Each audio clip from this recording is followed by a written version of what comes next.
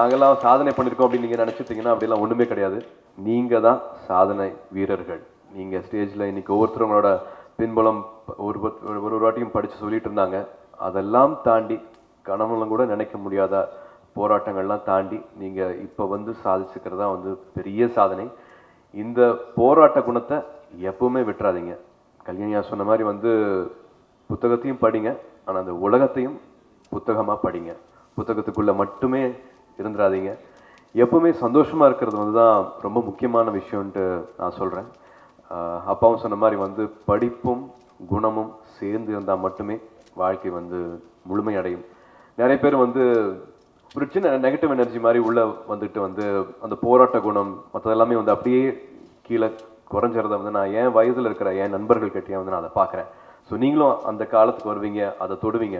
அதுக்காகவே இப்போ சொல்கிறேன், யாருக்குமே வந்து கெட்ட பழக்கங்கள் வேண்டாம். பழக்கங்கள் எல்லாருக்குமே வரும். அது கெட்ட பழக்கமாக வந்து மனசுக்குள்ள உடம்புக்குள்ள வந்து ஒட்டிக்க வேண்டாம். 25 வயசு வரைக்கும் நம்ம அடிக்கடி சொல்லுவாங்க, 25 வயசு வரைக்கும் நீ எதுக்கும் பழக்கப்படாமல் இருந்தீங்கன்னா, அடிமையாகாமல் இருந்தீங்கன்னா நீ எதுக்குமே அப்புறமா அடிமையாக மாட்டேன். 25 வயசு வரைக்கும் எல்லாமே உன்னை சுற்றி இருக்கும். தள்ளிப்போடு என்னன்னு தெரிஞ்சுக்கணும்னு ஆர்வம் இருக்கும். பட் எதுவுமே வந்து 25 வயசுக்குள்ள வைக்காத. 25 வயசுல நீ என்ன ஆகணும்னு நினைக்கிறியோ வாழ்க்கையில அது ஆயிரு. வாழ்க்கை பூரா நான் என்ன செஞ்சா சந்தோஷமா இருப்பேன் நீ நினைக்கிறியோ அதுல மட்டுமே நீ வந்து கவனம் செலுத்து. மற்றவங்க அது பண்றாங்க, வீட்டில் அது சொல்றாங்க, இவங்க அது கேட்குறாங்க அப்படின்னு மற்றவங்க ஆசைக்காக உங்க வாழ்க்கையை நீங்க டிசைன் பண்ணிக்காதீங்க. உங்களுக்கு என்ன சந்தோஷம் கொடுக்குமோ அதை மட்டுமே பண்ணுங்க. எல்லாருக்குமே பழக்கம் வரும். அது நல்ல பழக்கமாக இருக்கட்டும், ஒரு புத்தகம் படிக்கிறதா இருக்கட்டும், ஒரு புது ஸ்கில்லை வந்து கற்றுக்கிறதா இருக்கட்டும், ஒரு ஒரு ஒரு புது விஷயத்தை வந்து அதை பற்றி தெரிஞ்சுக்கிறதா இருக்கட்டும், அந்த ஆர்வத்தில் வந்து உங்களோட பழக்கத்தை வந்து செலுத்துங்க. ஏன்னா நிறைய விஷயங்கள் நல்லது கெட்டது ரெண்டுமே சேர்ந்தது தான் நம்ம உலகம்.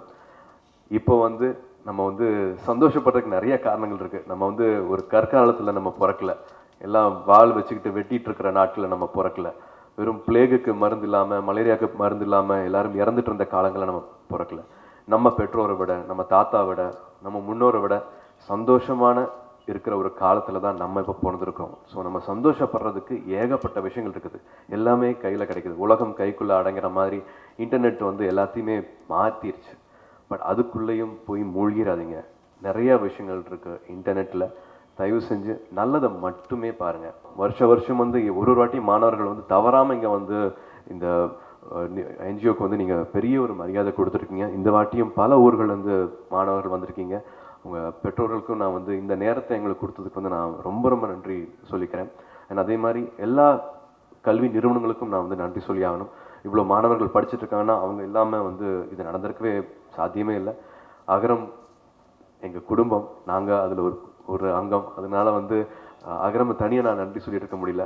இவ்வளோ விஷயங்கள் இவ்வளோ வருஷங்களாக வந்து எங்களால் செஞ்சுட்டு இருக்க முடியுதுன்னா நாங்கள் எங்களை வெறும் ஒரு கருவியாக தான் பார்க்குறோம், ஒரு கேட்லிஸ்ட்டாக தான் பார்க்குறோம்.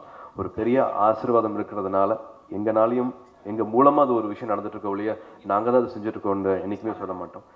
எங்களை மாதிரி அகரம் மாதிரி அப்பா ஆரம்பித்த மாதிரி நிறைய பேர் நிறைய நல்ல விஷயங்கள் பண்ணிட்டு இருக்காங்க. அது செஞ்சால் மட்டுமே தான் நிறைய பேரோட கனவு வந்து நிறைவேறும். ஸோ நீங்களும் படித்து முடிச்சதுக்கப்புறமா please come join, make a difference to our society, to your community. உங்கள் பள்ளிக்கூடம், உங்கள் ஊர் எல்லாத்துக்கும் எவ்வளோ மாற்றங்கள் எடுத்து வர முடியுமோ தயவு செஞ்சு அந்த மாற்றங்களை எடுத்துட்டு வாங்க.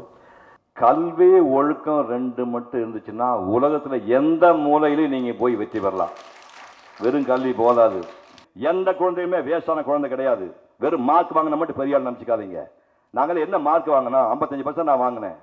என்னுடைய ஓவியங்கள் வந்து 7 ஆண்டு என்னுடைய ஓவியங்கள் இந்தியாவில் 24 வயசுக்குள்ள என்னுடைய தரத்தில் ஓவியம் வந்து 10 பேர் கிடையாது. ஒவ்வொரு குழந்தையும் மேதைகள், ஒவ்வொரு குழந்தையும் மேதை தான். ஒருத்தர் பெரிய ஒரு போயட்டா வருவான், ஒருத்தர் ஓவியனா வருவான், ஒருத்தர் மியூசிஷியனா வருவான், பல்வேறு துறைகள் மேதை வருவாங்க. எல்லா மேதைகளையும் பெற்றோர்கள் கண்டுபிடித்து அந்த குழந்தையை ஊக்குவியுங்கள். அவர் கல்யாணம் சார் சொன்ன மாதிரி ஒரு பெரிய பிரைவேட் ஸ்கூலில் போட்டாங்கன்னா பட்ட குதிரை மாதிரி காலையில் 4 மணிக்கு எழுப்பிடுவானுங்க. ரன்னிங்கு வந்தோடனே டீ குடிப்பாருங்க. உருப்படவே முடியாது. ஹாஸ்டலில் படித்த பிள்ளைங்கள சாதனை ரொம்ப குறைவு. வெளியே உள்ள பிள்ளைங்களுக்கு சுயமாக சிந்திக்கிற வாய்ப்பு அதிகம். அவர் கற்காட்சி அற்புதமாக சொன்னார். நாங்கள் கவர்மெண்ட் ஸ்கூலில் படித்தவன். நான் ஒவ்வொரு குழந்தைகளிலும் ஒரு டேலண்ட்டுக்கு அந்த டேலண்ட் கண்டுபிடிச்சி பெற்றோர்களும் ஆசிரியர்களும் கண்டிப்பாக ஸ்டாப் பண்ணிங்கன்னா நிறைய மேதைகள் வருவாங்க. நீங்கள்லாம் வந்து அப்துல் கலாம் ஆயிடுவாங்க, ஐன்ஸ்டீன் ஆயிடுவாங்க, அதெல்லாம் ஓகே. அப்படி இல்லாதவர்களுக்கு இன்னொரு வாழ்க்கை இருக்குது, மிகச்சிறந்த வாழ்க்கை இருக்குது. ஒரு பையனை நல்லா படிக்க வச்சோம்னா அவன் குடும்பமே நல்லா வந்துடும். அதனால ஏன் அறக்கட்டளை ஆரம்பிக்க கூடாதுன்னு 25,000 ரூபாய் வைப்பு தொகையாக போட்டு ஆரம்பிக்கப்பட்ட அறக்கட்டளை சிவகுமார் அறக்கட்டளை, எம்ஜிஆர் அவர்கள் தலைமையில் இது ஆரம்பிக்கப்பட்டது. அப்போ வந்து ஆத்தாவும் மேலே ஸ்டேஜில் இருந்தாங்க, அது ஞாபகம் இருக்குது. ஸோ அப்போ இருந்து 25 ஆண்டுகள் தொடர்ந்து இந்த ஃபங்க்ஷன் நடந்துகிட்டே இருந்திருக்கு. அதில் வந்து முதல் பரிசுக்கு வந்து 1000 ரூபாய், இரண்டாவது பரிசுக்கு 750 ரூபாய், மூணாவது பரிசு 500 ரூபாய்ன்னு ஆரம்பிக்கப்பட்டது. ஆனால் அது வருஷம் நடந்துனாருக்கு அந்த தொகை இன்க்ரீஸ் ஆகிட்டே இருந்துச்சு. ஒவ்வொரு வருஷமும் மாணவர்கள் எந்த ஊரில் இருந்தாலும் ஒரு பெரிய மரியாதையாக கருதி நேரில் வந்து வாங்கிட்டு போயிருந்திருக்காங்க. அதுதான் எங்களுக்கு பெரிய சந்தோஷமே. 25 ஆண்டு முடியும் போது அந்த தொகை 50,000 இருந்துச்சு. இப்போது 11 வருஷமாக அகரம் நடத்திக்கிட்டு இருக்கு. அந்த தொகை இப்போ 5.5 லட்சமாக இருக்குது. தொகை பெருசு இல்லை, ஆனால் அதில் எல்லாரையும் அங்கீகரிக்கணும், எல்லாரையும் வந்து ரெகக்னைஸ் பண்ணணுங்கிறது தான். நம்ம எல்லாருமே அதுக்காக தான் உழைக்கிறோம். ஒரு நல்ல ஒரு ஹேண்ட் ரைட்டிங் அழகாக இருந்தால், டீச்சர் ஹேண்ட் ரைட்டிங் அழகாக இருக்குன்னு சொன்னாலே நமக்கு பெரிய உற்சாகமாக இருக்கும். அதுக்கப்புறமா அந்த ஹேண்ட் ரைட்டிங் எப்பவுமே நல்லா இருக்கும், நம்ம கண்டினியூஸாக உழைச்சிக்கிட்டே இருப்போம். ஃபர்ஸ்ட் ப்ரைஸ் வாங்குறது பெரிய விஷயம், அதுக்கப்புறம் திரும்ப வாங்கணும்னு உழைக்கிறோம். அதுக்கு எல்லாத்துக்குமே என்கரேஜ்மெண்ட் தான் முக்கியம். ஸோ இது நல்ல என்கரேஜ்மெண்ட்டாக தான் நாங்கள் நினைக்கிறோம். அது எல்லாரும் வந்து நேரில் வாங்கிக்கிறதுல எங்களுக்கு பெரிய சந்தோஷம்.